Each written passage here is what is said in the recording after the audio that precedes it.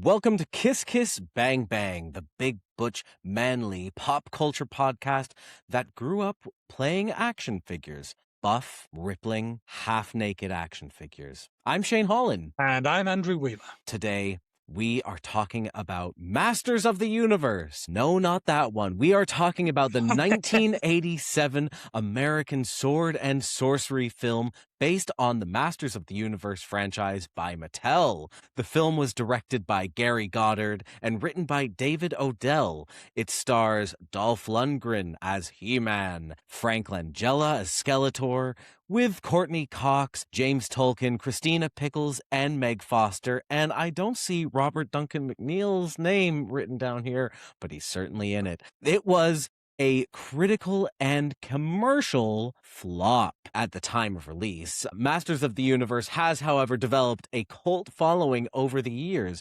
But does it belong on the same lofty tier as previous Kiss Kiss Bang Bang classics like Barbarella and Flash Gordon? That's for us to decide. The film follows two teenagers who meet He-Man, just like the cartoon, the most powerful man in the universe, who has traveled to Earth with his friends, Man-at-Arms and Teela, to stop their arch-enemy, the evil Skeletor, from obtaining a cosmic key that will enable him to take over their home planet of Eternia and the entire universe. Wow. Andrew, tell me a little bit about your relationship to He-Man. I mean, I was a blonde, so maybe I am related to He-Man once upon a time, a long time ago. Don't want to be related to the people that you want to sleep with. No, that's a good point. Yeah. Yeah, I grew up on He-Man. It was never my favorite, but it was sort of ubiquitous in the culture. And when I say it wasn't my favorite, I still had a lot of action figures. Like, well, not a lot. I was never in the position to have a lot. I never had a Castle Grayskull playset, which was the absolute pinnacle of toys for everyone of my generation. If your parents loved you and had money, you had a Castle Grayskull playset. If your parents didn't love you or you didn't have money, your name is you Andrew did Wheeler. not. And I did not. Yeah. So, but I had He-Man, I had Manny Faces, who has 3 different faces. I had Triclops, who has 3 different eyes, all of these things on spinners so that you can twist them around. I always wanted Stratos, who was the sort of weird winged bird man, because I thought he was kind of hot, even though I was like 12. All characters Funny how these things stick with you. Who featured in the film prominently, if I remember correctly. Wait a minute. Now that I think about it, did you have a Goldor action figure? He was very popular, right? Gweldor? Goldor? There was such a thing as a Gweldor action figure. It did exist because of the movie. He is not one of the classic characters. He is not from the cartoon. He is not from the comics. He is not from the original toy line. Well, you would not know that. Yeah, this movie was very disappointing for all of the people who grew up with He-Man because it just jettisoned all the characters we knew apart from 5, maybe 6 if you count Beastman, and gave you completely new, like the evil hench mercenaries, all new characters. Among the heroes, we didn't get to meet any of the other characters besides Teela and Man-at-Arms and the Sorceress. Arguably 2 of the most interesting characters in the show, I'm sure. They really gave so much depth. We didn't get to meet Prince Adam, He-Man's alter ego, nor did we get to meet Cringer, his famous green tiger sidekick, who becomes Battle Cat when Prince Adam becomes He-Man. I'm preaching to the choir to a lot of people watching this, but not to Shane. Shane is learning about these things for the first time. In real time. And we didn't get Orko, the floating magician whose move was to do this, cast spells while rocking in the air. He was kind of the Gwildor. He was the OG Gwildor and was annoying, but way less annoying than Gwildor. So yeah, this was not a beloved movie in that sense because it really just took a big old steaming heap on the canon, the He-Man canon. Just like the people who made the film. Yeah. Oh, but it did have Dolph Lundgren in it, so I did develop an affection for this movie as well. For different reasons, yeah. What action figures did you have as a kid? I was a Thundercats guy first and foremost, He-Man second. I believe I mean, the Ninja Turtles were probably some of the oldest action figures that I owned, maybe followed by Ghostbusters, the cartoon, but The real the real Ghostbusters. Ghostbusters. But the ones that I cherished the most, this is so revealing, were my Star Trek The Next Generation action figures. They were, Of course. I mean, my God, I had them all. I had all of them. Wow. Yeah, the hours spent on my living room, not even in my bedroom, like all alone with no one to play with but Beverly Crusher and Deanna Troy. And those are all the little ones, right? Star Trek TNG ones, or like Yeah, so the TNG ones were small I scale? think the 5-inch figures, and Okay. then the movie figures from First Contact were like a glorious 7 inches. And that's also how I learned to tell size at that age, by the way, from I 5 to really 7 hope it didn't come inches. in useful at that point in your life. But it would leave a mark. Yeah. Right. Oh, yeah. So I don't think I've ever seen a He-Man anything. I just know of its existence, and I've seen like stills, and I know the meme of Skeletor laughing. That was it. So coming into this, I was thinking like, oh, I'm going to get a real lesson from someone who I know knows at least something, if not a lot, about He-Man. And you were quick to tell me that no, none of this counts. None of this is He-Man. We hate it all. I do like Courtney Cox. And Sure. Dolph Lundgren was hot, right? And there was a nice little Star Trek surprise. And there was a Star Trek surprise, which honestly kept me interested throughout the entire film. And I mean, my God, that character, I have a lot more to say about it, but he's a hero. I guess I'm looking forward to the Nicholas Galitzine flick, but the wig is so wiggy that it's already taking me out of the film that I have not seen. He did literally grow out his hair What? to play He-Man. So That's I don't his even know how hair? wiggy that. I think mostly, probably, No. it's just a weird haircut. But yeah, like he was seen in real life with basically the same. I don't even know how you describe it. Bob. Quaff?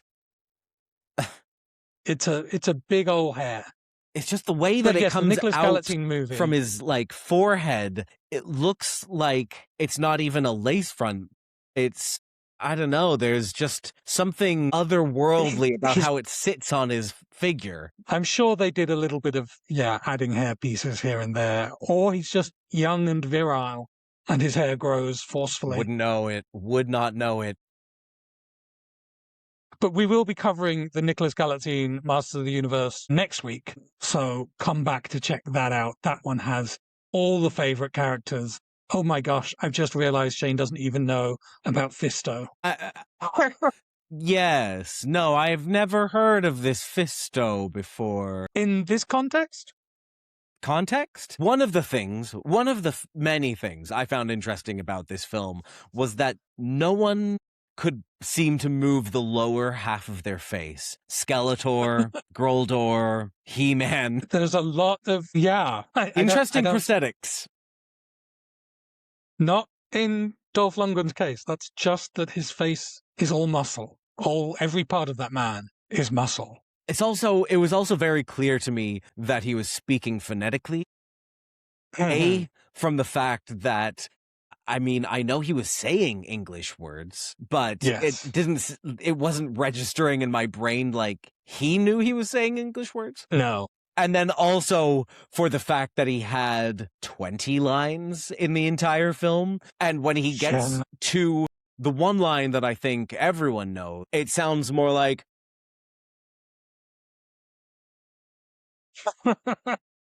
and they cap the movie off with that. And it's like, oh no, we couldn't get a better take of him saying, I have the power.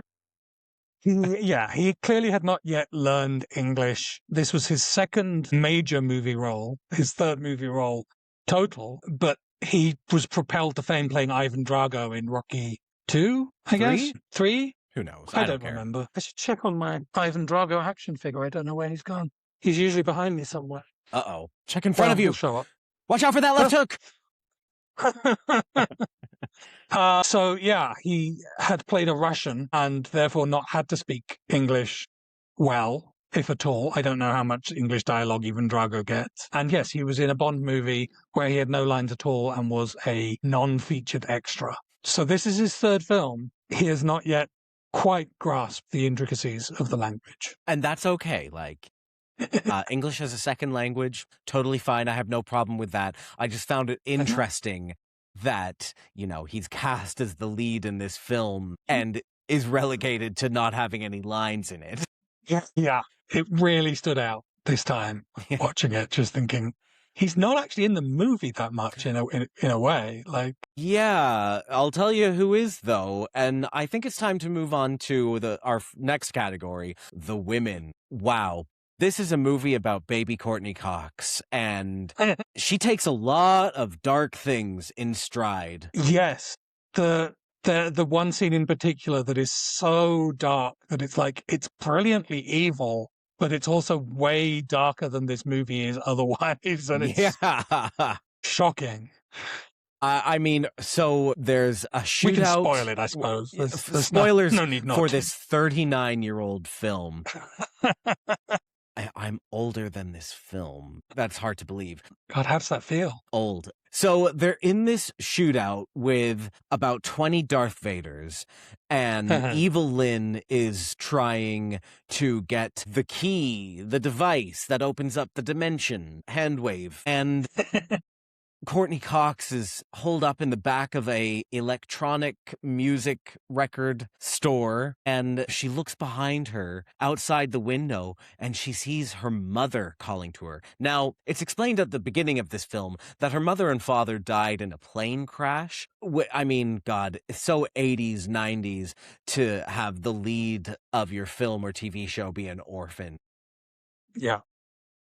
So she sees her dead mother beckoning towards her, calling her, and Courtney, of course, goes to her. Courtney's name, by the way, is Julie. Julie goes to her mother and hugs her mother, and mother says, "You need to give me the key." And she hands over the key, and Julie looks up, and her mother's transformed into Evil Lynn, and Courtney Cox gives the wildest, most realistic grief scream that I think has ever been recorded on movie, at least until Hereditary. Wow. What a pull. Yeah, it's really dark and really just out of place in this family movie. Yeah. Like, you've got Gwildor and you've got this. What were they thinking? Crazy. Also, it gives us, I don't know if this is the first use of the trope, but the mother says, "Oh, I've been doing special work. Your father and I have been doing special secret missions." And it's like, that's been used in like Spider-Man comics since then as a trope. Like, your parents weren't dead, they were spies. And it's like, this is a weird trope that maybe should never be taken too seriously. Who hurt which Hollywood writer? Never enough. I love Courtney Cox in this film. She's great. She's stunning. Yes. And I mean, she rises above the material. She unfortunately gets relegated to damsel in distress. And a lot. And the movie is built so that she should be the hero of her own story. And yes, that is taken away from her in the craziest way that I could think of. But she is the lead character. Like, the movie is Julie and the Masters of the Universe. Like, that is, she is carrying most of this film. But yes, she does get damseled throughout, which is all the stranger when you consider the other three major women in the movie are all people of power and agency. Like, this isn't a movie that doesn't want women to be represented as powerful, but just it's not going to woman. invent. Yeah, the one woman that this movie invents does not get to have that power. It's almost like the writers for this film had never seen the source material. Boy. Speaking of powerful women, love the powerful women in this film. All three of them. I'll start with Tila, who is played by Chelsea Field. Thank you. And the moment she lays eyes on Julie, she hates her. Wow, she's a real gun girl, you know? She doesn't respect girls that don't have guns. And who sleep in nightgowns. Yeah. Tila's amazing. An incredible outfit that she doesn't get to change. Actually, none of the women get to change outfits for the most part, except for Julie, who changes into the most hideous nightgown you've ever seen. The movie all takes place in a single night, so no one's really changing. I mean, He-Man gets a sort of change of clothing, but... That was one not night? Really. Yeah, it had to be, because Sorceress's powers were going to fade by the new moon or something. Oh my God. It felt like days. The experience of watching the film and also the events happening inside the film. Yeah. Okay, sure. Yeah, Tila's great. Gun-toting, guns a-blazing, in fact.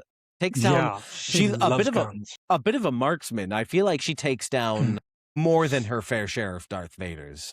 Yeah, she's not given a rich character to explore, but she's heroic. And that's no fun. One is. Let's be honest. No one is, but I would argue we get to see a richer vamping of character in Meg Foster as Evil Lynn. Like, we know she's acting this storyline that no one else knows about, where she is, like, plotting to overthrow Skeletor given the first opportunity. Like, she hates him and she wants to depose him, and none of that's in the script, but it's all in her dazzling blue eyes. The eyes. And expression. Just, I love her so much. When she showed up on the screen, I said, wow, they gave her some crazy contacts. And you said, no, those are her eyes. And I had to do a double take because that is unbelievable. They are the color of ice. They're the color of like the gems in a troll doll's belly, or at least the one I had as a child. Like impossible colored. One of the most beautiful women, I think, to ever grace the screen. An 80s lady through and through. And 80s. And I thought she was really, really fun to watch. Like, I think Evil Lynn is the best part of this film. I don't think I'm wrong to feel that way. No, I think I would say, like, Evil Lynn and Skeletor are, like, way up there. But Evil Lynn is just that little bit more, like, she's the bitchy woman character. She's the evil sorceress. That's every gay boy's dream, is to have a beautiful, high cheekboned, glamorous, evil woman in their life. And I also feel that Meg Foster knew what movie she was in. Yes. And was a really camp performance. This poor woman had to play to a bunch of unmoving faces for the majority of the film, whether it was the 4 bounty hunters or Skeletor. So she really had to do a lot of face work. Yeah.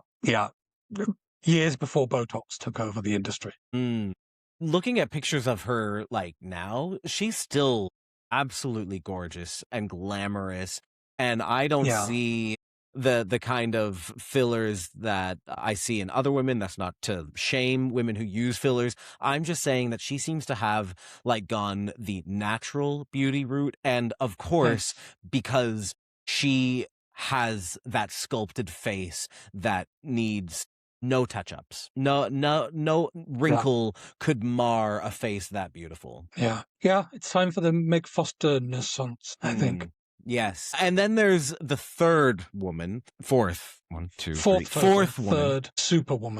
Third Superwoman, right. Wait, is her name just the Sorceress? Yes. Okay, great. You did not miss anything. Okay. So there is a sorceress. There is the sorceress. Yes. And Julie. Yes, the sorceress played by Christina Pickles. Years before she would go on to play Courtney Cox's mother in Friends, she gets to play the sorceress of the universe. Eternia, that's it. Absolutely love her. I mean, all she has to do in this entire movie is stand there, kind of like this, as if she's caught in a stasis field and slowly get older. Well, yes, of course. Sorry, that is what's happening. And occasionally have wisps of energy taken from her face, all the while wearing the most magnificent crystal tiara headpiece that is like twice the size of her head. No wonder she didn't move the entire film, because she was just trying to keep her neck straight enough so that that thing didn't go. Yeah, it's the sharpest tiara until Beyonce's bone tiara at the Met Gala. Yes. You know, that's the classics always come back. A lot of Met Gala worthy looks in this film. We'll get to some of them. Let's talk about the boys. There were some great boys, and then there were some others. I guess Gwildor counts as a boy? No. For the Gwildor should have been podcast. Gwildor should have been killed the moment he appeared on screen. Yeah. Yeah, he's awful. He's truly an awful character. No shade on the actor whose name I've forgotten completely, but yeah, it's just the prosthetics are horrible. The long gill flaps makes me ill. Awful. The character is just annoying throughout. There's like one good gag maybe when he puts on all the 80s clothing. That's about it. Yeah. And he's not from the toys or the cartoon. So what's he doing there? Why is there so much Gwildor in this movie? I hope I didn't ruin the movie watching experience that we had, because every time he came on screen, I was like, kill it. Burn it with fire. The cop showed up and I said, shoot him. He's the monster. I hated that character so much. It really disturbed me. Everyone's laughing like Gwildor. They all just met him. They just met him. This little freak. God. And he creates this. He's the original. He's the Jar Jar Binks of the 80s, basically. 100%. He's also the Oppenheimer of this film. He creates a universe-ending device by accident that he doesn't really know how it works. He just feels compelled to build it anyway. Shows no regret. Shows no remorse for what he's done. No. And is introduced as a locksmith, but also as someone who wishes we could go back to a time when people didn't lock their doors. So he's redundant even within his own fantasy. Damn. That's how I feel about Gwildor. Let's speak about some positive boys. Dolph Lundgren's body is insane. Truly a work of art. It's unfortunate that he's so sort of mulleted and fake tanned up and greasy looking in the movie, because you don't see him as peak Dolph Lundgren in this movie. I wasn't upset about seeing him wearing a harness for the entire film. Sure. Well, wearing a harness or just a loincloth. Yeah. Like, those are his two looks in the whole movie, and they're both profoundly homoerotic outfits on a profoundly Tom of Finland-esque body. So, yeah, no complaints. Definitely formative in that way. I just think he could have been prettier. But we'll get to the pretty in a minute. We will. Where Dolph Lundgren's body is insane, his acting capabilities are not. Stilted, wooden, brick-like are the images and words that come to mind.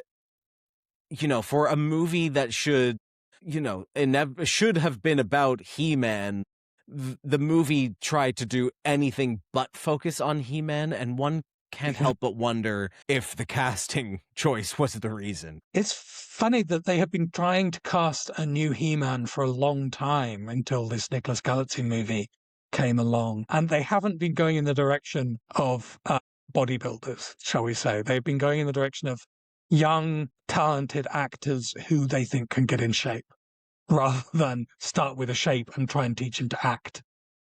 Probably for the best. That doesn't work. We have moved on from that era of Stallone and Schwarzenegger and Seagal, where Jean-Claude Van Damme stands out as the Meryl Streep of bodybuilder actors, you know?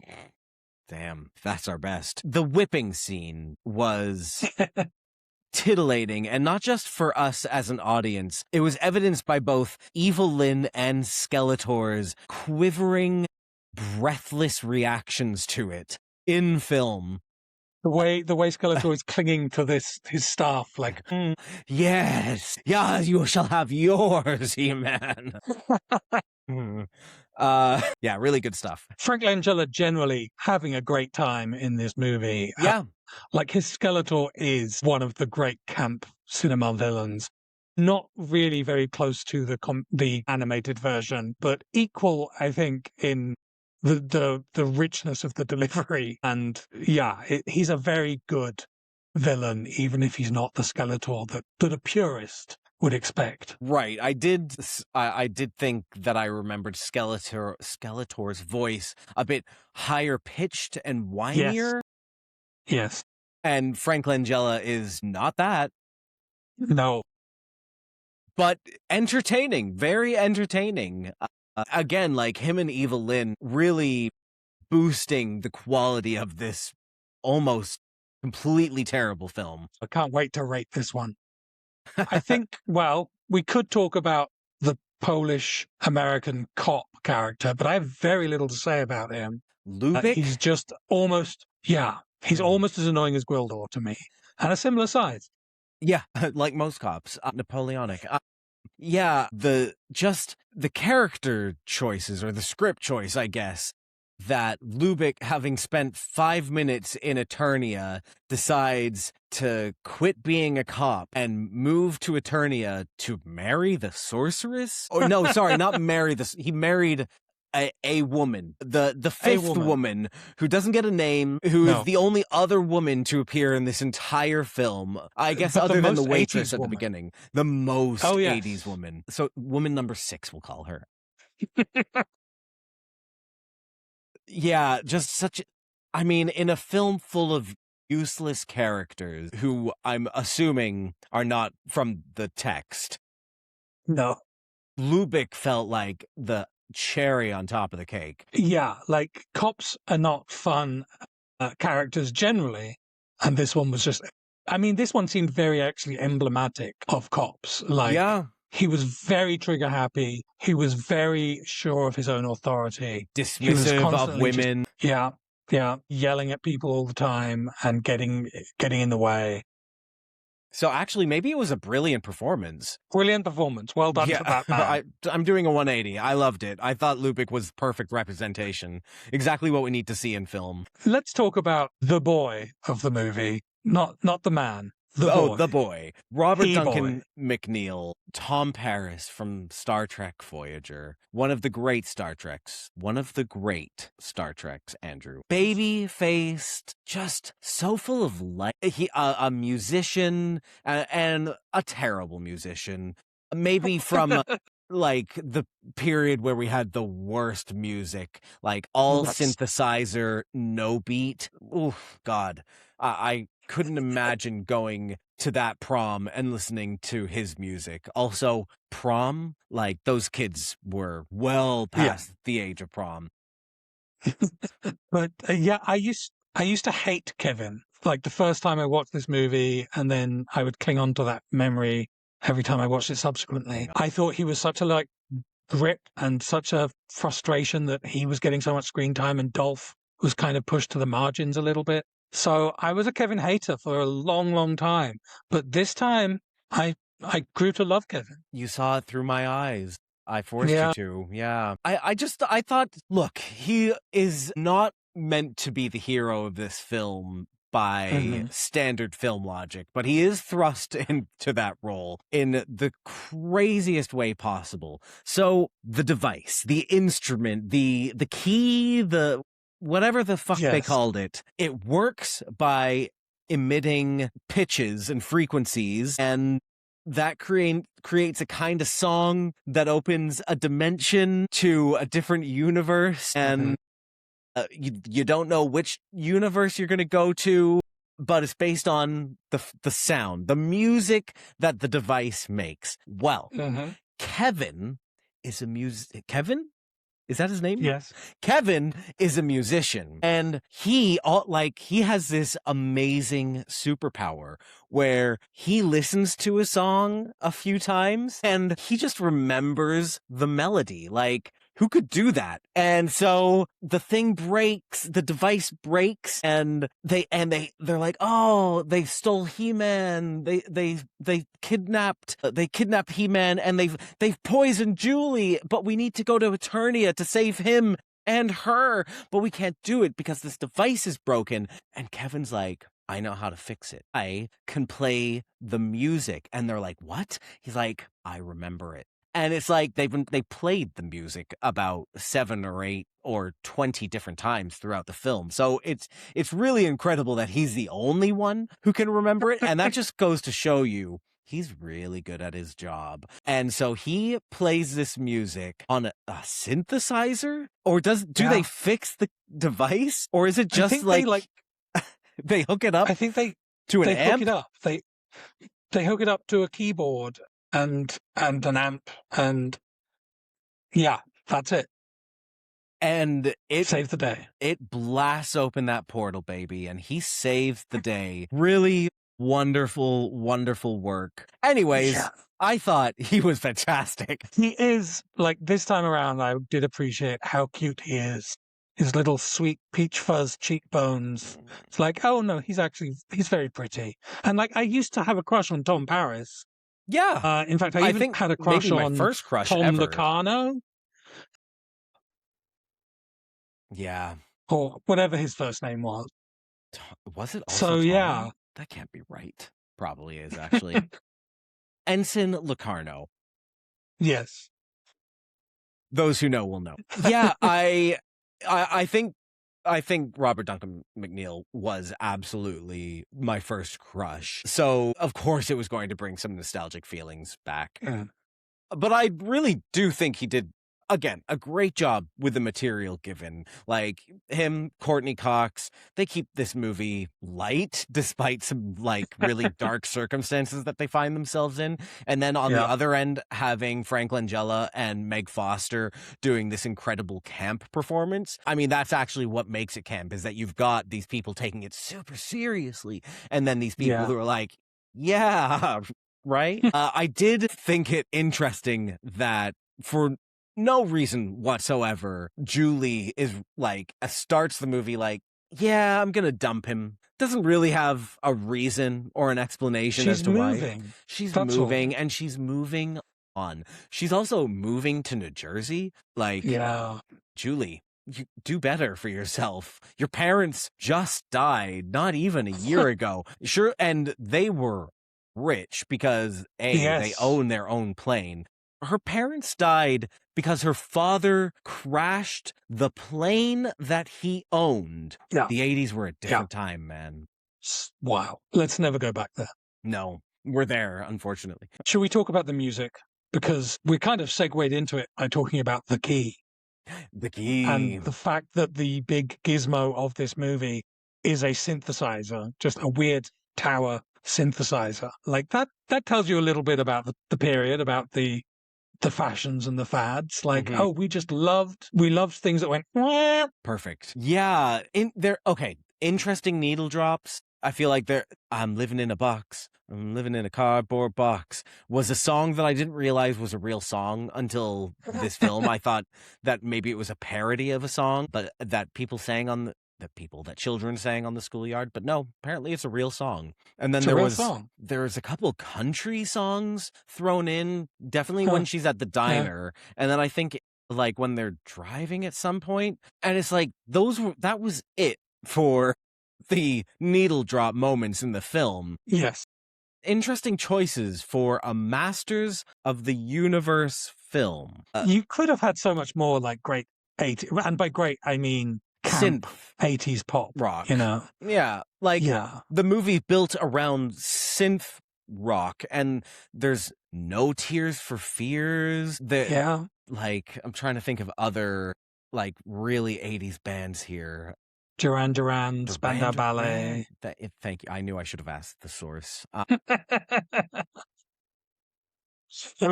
I kind of was at the tail end of it, only for a couple of years. I just turned 40. I am decrepit and ancient. But I will say I loved the score, and sure, you could say it was a ripoff of Superman, like the John Williams score, and I did think that it was Bill Conti who did the score for Superman until you reminded me that it was actually John Williams, and I was like, but these two are the same thing. This is the most John Williams ripoff score I've ever heard in my life. Sometimes it was Star Wars, sometimes it was Superman. Or both. It was never itself. No. But as a pastiche, to call it generously, it A great was kind of ripoff. stirring in the right ways, but it was so derivative. And this Bill Conti did Rocky, all the Rocky movies, all the Karate Kid movies. Like, he did have a voice of his own. He wrote one of He my must have favorite just been Bond told. songs ever, For Your Eyes Only. Yeah. Did he write the song, or did he just Yeah. do the score for that movie? No, Wow. he was Okay. nominated for the song as well. Wow. Yeah. Well, okay. Some respect on his name. But yet, where was that originality in this? Not to be found. Like he was asked, just do John Williams. I think that was the prompt. Like so many Yeah. things in this movie, it was like, but the kids like Star Wars. So Yeah. we need a Darth Vader. Or no, you know what? We need 50 Darth Vaders. Yeah. Kids love Ewoks, so let's have one of those. We'll just shave its face. Pull the cheeks down. No, further. And now out. Pull the cheeks out and give it gills and make it disgusting. Number one Gwildor hater. That's what the shirt says, baby. Okay. Something that I think we can both agree on is that the fashion in this film is top notch. I would say just under top notch. Okay. Because it's not. We set up at top, like, does this belong on the Barbarella Flash Gordon tier? The fashion in those movies is the toppest of top notch, the sine qua non of sci-fi opulence. This falls just under it, partly because none of the sets were real. They were all paintings, and gorgeous paintings. Gorgeous. Love me a big matte background painting. But it does lose some points for not having the elaborate sets that Barbarella and Flash Gordon have. And the characters are not, like, you don't get as many costume options as you do in those movies. So, True. but the costumes you do get are sometimes extraordinary. Yes. Okay. I agree to all of that. All of the women look incredible. Each and every one of them. I love, as I said, the sorceress's crystal headdress and also like gown dripping in crystal. Tila's metal harness underwear over a gray bodysuit, also a fantastic choice. And Evil Lynn's gold brain headpiece paired with her unnaturally icy blue eyes and dark eyeshadow done up in a cat's eye. Brilliant. Superb. And I think one of the genius things they managed to do, Skeletor's outfit is black, but it's so many different fabrics and textures and materials that it becomes a really like striking and beautiful outfit. Like, if you take the time to really look at what Skeletor's got going on, it's like, oh, this is a really fantastic outfit. And then he gets the amazing mask in the final act. The gold when he's Met Gala sucking up look. the power. Yes. Art is evil is this year's theme. Say that, sis. Fashion is evil. Yeah, that look is insane. Frank Langella must have some serious neck and breathing issues in his advancing age because of the amount of makeup and prosthetics he wore and the weight of that gold headpiece. Yeah. Well, hopefully he wasn't the one wearing it during the fight sequence, because I don't think that would have been a good idea. Is Frank Langella not like a skilled martial artist? No. He is, as far as I know, like a classical actor in every implication that has. Like, he would do fighting with a stick. That's his level. But I loved the lighting during that climactic fight as well. It was so like backroom nightclub lighting while Skeletor and He-Man are going at it, so to speak. So there are some great choices. I do. I mean, it's actually very of the now to have a giant multi-changing color light in your throne room, living room, whatever. Right. And I love that it was like lighting He-Man from behind in the primary colors, and it was constantly in motion.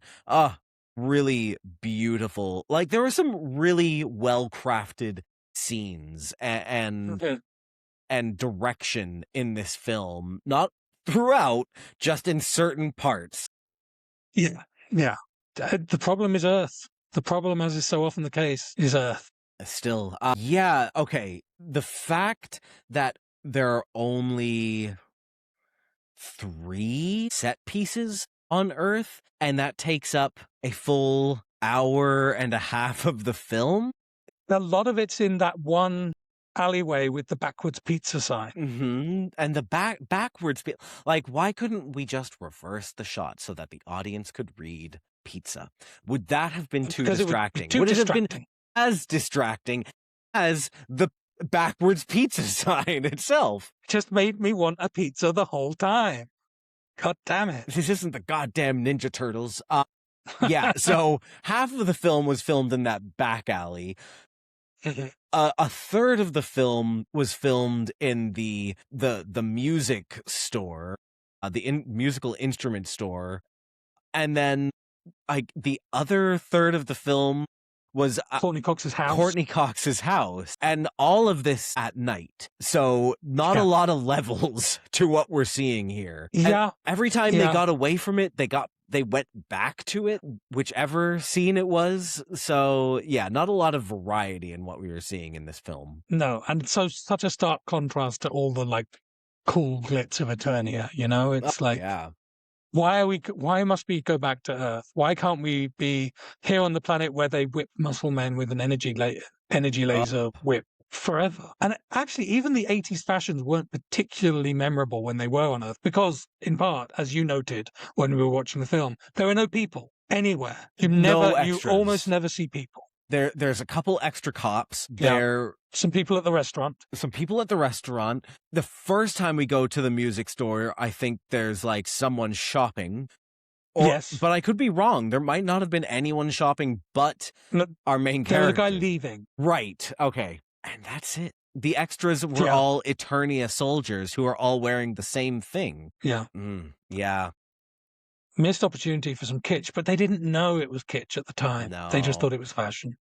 The record store guy, part of me wanted to like what he was wearing, but the other part of me recoiled every time I saw it.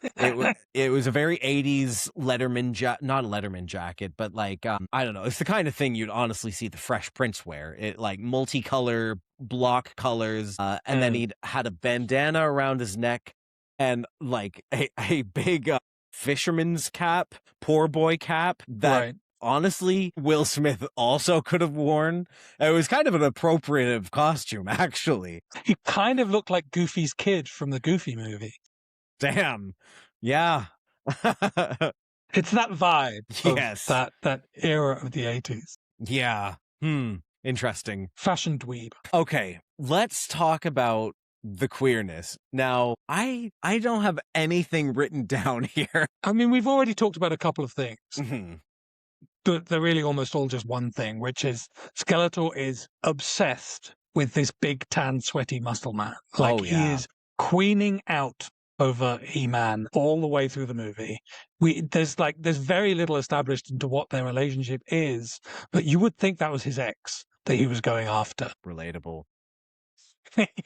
Yeah, I mean, it's like when two gays start working with each other and they suss each other out and they realize, I don't like you. And from then on, they will never get along. Yeah, I feel like the campiness of the film is its queerest quality.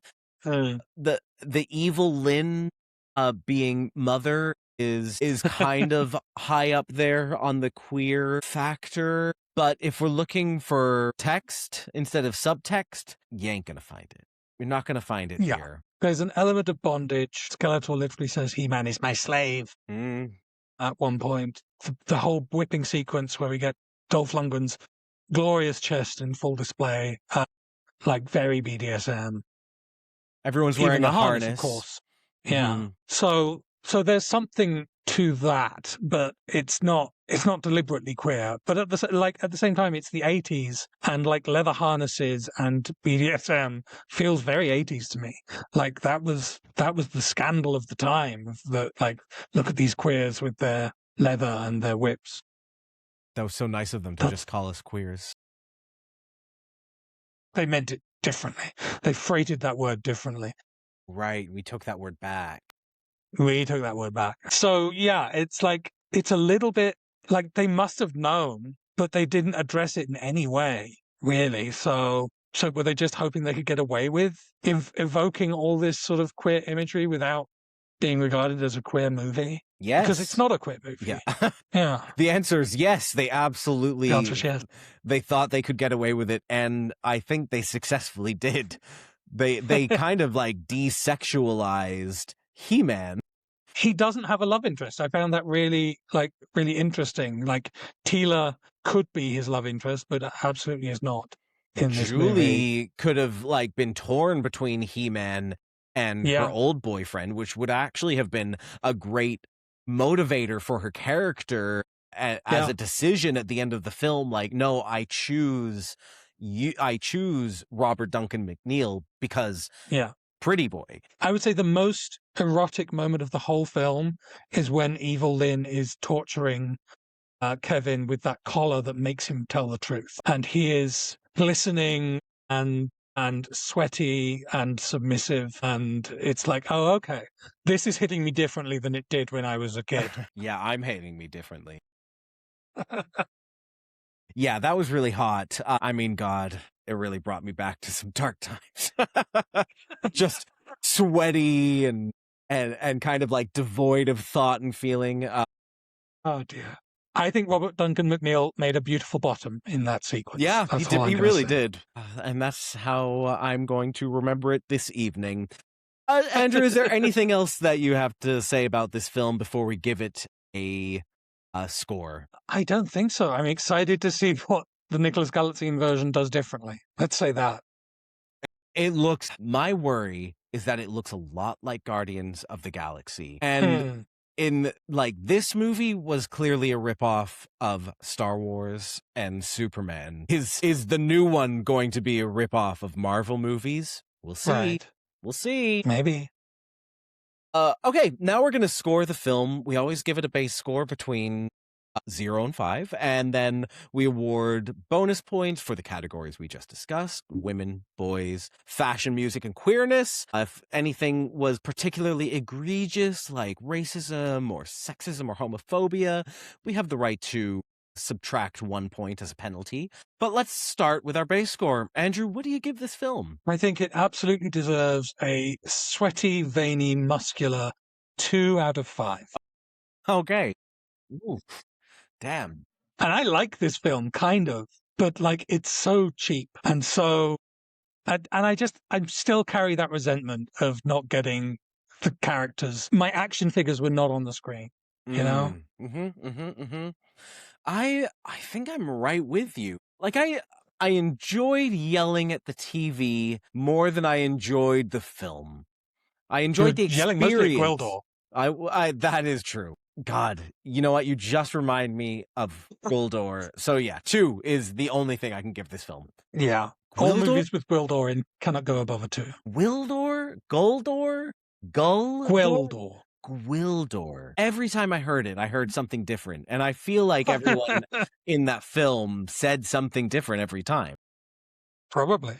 What are you going to get? Are you going to give the women a point? Yes, absolutely. I mean, Evil Lynn has stayed with me, but also like Courtney Cox does get to be a person with agency, even though she does also get damseled. And Teela's got a gun. Yeah, I'm going to give the women a point as well. And the boys, I mean, I'm going to give the boys a point purely for Dolph Lundgren and Robert Duncan McNeil. Yeah, that's it. That's the full inventory of the boys. Yep. Well, let's not talk about boys. any of the other ones. And then there's the music. There is no title track. No. There is a score and a couple of interesting needle drops. Does that warrant a music point? You know, I mean, again, I'm going to invoke the other 2 camp sci-fi classics that we've discussed. Flash Gordon has the Queen soundtrack. Incredible. Barbarella has that incredible, like, cafe camp music. Italian all the way through pop music.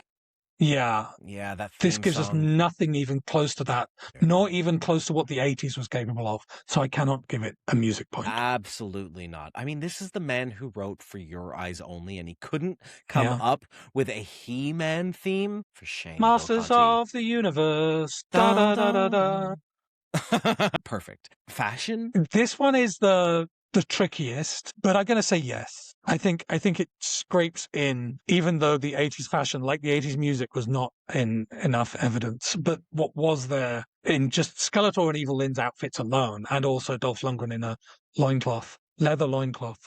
Yeah, that gets a point. Yeah, I didn't even mention like the spacey, like not the space, the chariot that they ride in on, the hovercrafts, the little like hoverboards.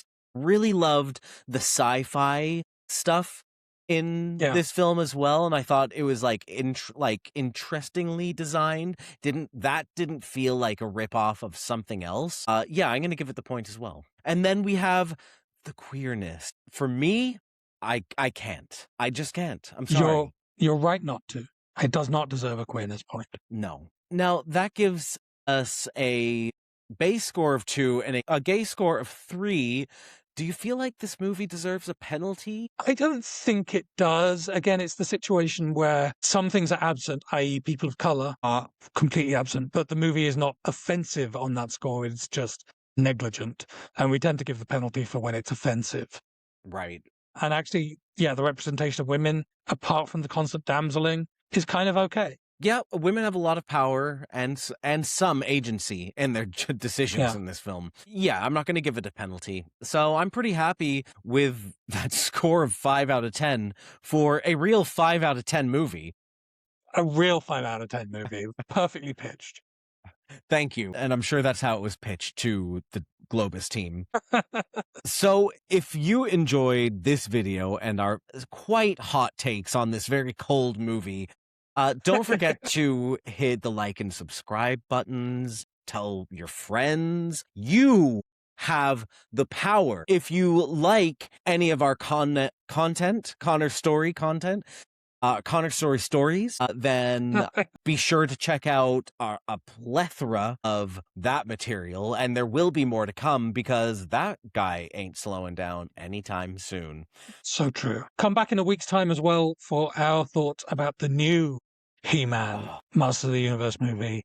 Nicholas Galitzine, what a pretty, pretty boy. I mean, maybe we'll be able to give that film a queer score above 3. Let's hope. God. Let's hope. Maybe Nicholas Galitzine will make out with a guy. Maybe he'll make out with me.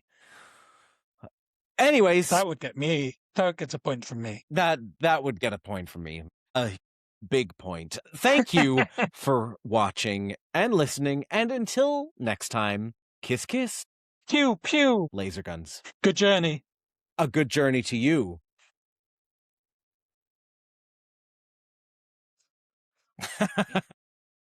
If you enjoyed this video, please click the like button and subscribe to this channel. You can follow Kiss Kiss Bang Bang on Instagram, TikTok, Blue Sky, and Letterboxd at KKBBpod, or email us at kisskissbangbangpod@gmail.com. Kiss Kiss Bang Bang is recorded in Toronto on the traditional territory of many nations, including the Mississaugas of the Credit, the Anishinaabeg, the Chippewa, the Haudenosaunee, and the Wendat peoples.